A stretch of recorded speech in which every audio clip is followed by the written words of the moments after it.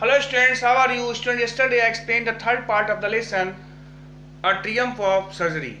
In that part I was telling you that Mr. Harriet was observing the bad health of Tricky continuously, and he was sure that he would receive a call from Mrs. Pumphrey very soon. Now I am going to explain the fourth part of the lesson. The expected call came within a few days. Miss Pumphrey was distraught. Tricky would eat nothing, refused even his favorite dishes, and besides he had bouts of vomiting. And Mr. Harriet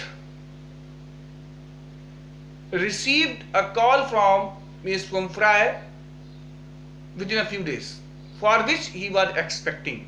That time Miss Pumphrey was extremely worried about Tricky, and she informed Mr. Harriet that Tricky was not eating anything, and he even refused to eat his favorite food.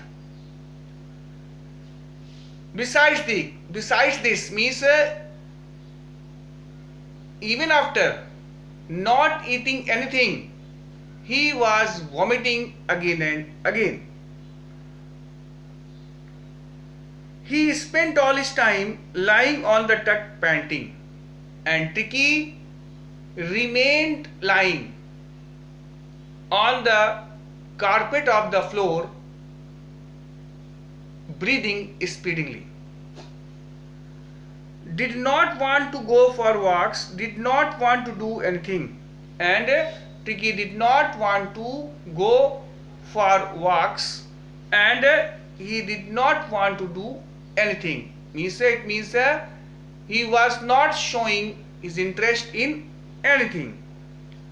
I had made my plans in advance. Mr. Harriet is saying that he had prepared his plans in advance. What was the plan? The only way was to get Tricky out of the house for a period, and according to his plan, he wanted Tricky to get out of his house for a period of time, and in this way he had prepared a plan to get Tricky out of his house for a period of time, and according to him it was the only way to treat Tricky.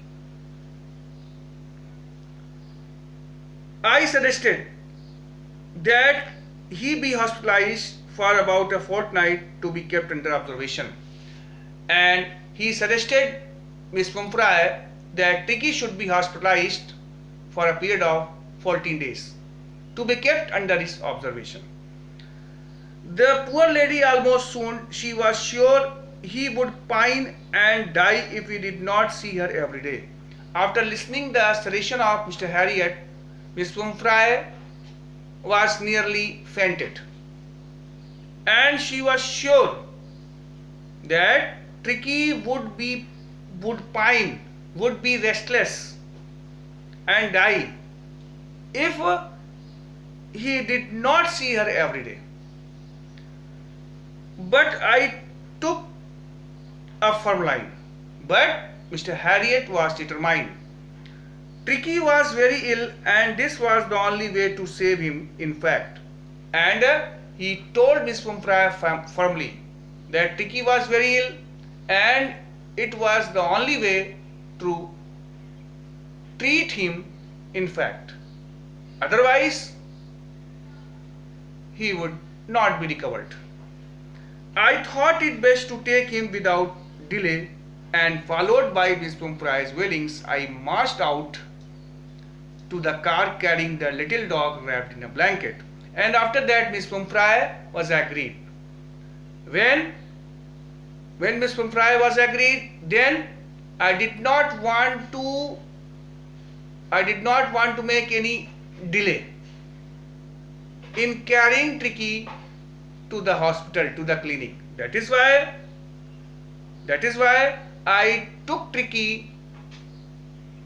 That is why Mr. Harriet took Tricky in his hands and wrapped him in a blanket and moved towards his car without paying attention